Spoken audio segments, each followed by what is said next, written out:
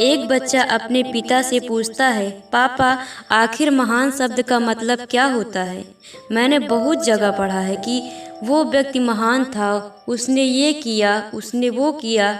आप मुझे समझाओ कि महान लोग कौन होते हैं और वे महान कैसे बनते हैं। पिता ने कहा, ठीक है। पिता ने बेटे को महान शब्द का अर्थ समझाने की एक तरकीब सोची।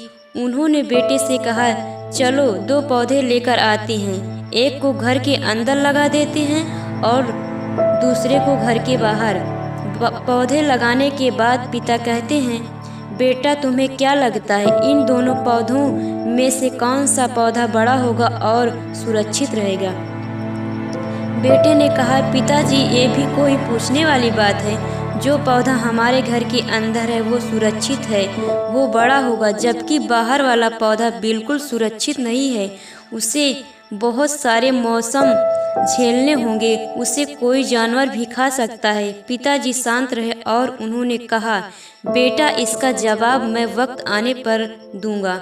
बेटा पढ़ाई करने 4 सालों के लिए बाहर चला जाता है और जब वापस आता है तो घर के अंदर के पौधे को देखकर कहता है, पापा, मैंने कहा था ना, इस पौधे को कुछ नहीं होगा, ये सुरक्षित रहेगा। पिता मुस्कुराए और उन्होंने कहा, बेटा, जरा बाहर जाकर उस दूसरे पौधे को देख कर आओ। बेटा जब बाहर जाकर देखता है तो एक बहुत बड़ा पेड़ वहाँ पर होता है। बेटे को यकीन नहीं हो रहा होता है कि आखिर वो इतना बड़ा कैसे हो गया, जबकि घर के अंदर का पौधा तो इससे 100 गुना छोटा है। पिता बेटे को समझाते हैं, और ये पौधा इतना बड़ा पेड़ इसलिए बन पाया क्योंकि इसने हर मौसम का सामना किया, हजारों मुश्किलों से लड़ा है, लेकिन अंदर का पौधा सुरक्षित होने की वजह से ना ही उसने कोई मौसम का सामना किया, ना ही उसे ठीक तरह से धूप मिली, और इस कारण वो बड़ा नहीं बन पाया।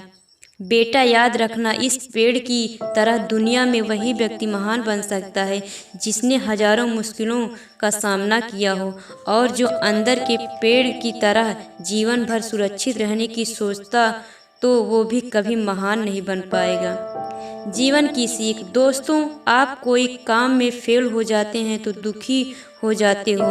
आप ये नहीं सोचते कि आखिर उस काम में चूक कहाँ हुई, ताकि आप उस चूक को सुधार सको। अगर आप बीच में ही हार मान लोगे तो अंदर के पेड़ की तरह आप भी अपने जीवन में बड़े नहीं बन पाओगे। महान लोग महान बनने से पहले बहुत बार फेल हुए हैं, उसके बाद ही वो महान बन पाए हैं। अगर आप फेल होने के बाद भी अपने काम के लिए अड़े हुए रहते हैं तो समझ जाओ, आपको महान बनने से कोई नहीं रोक सकता। आपको यह करना है, अभी कुछ काम याद रहा है तो उसे पूरा करो। ज़्यादा मत सोचो, बस काम करना शुरू कर दो। अपने काम के लिए अड़े रहो। Thank you.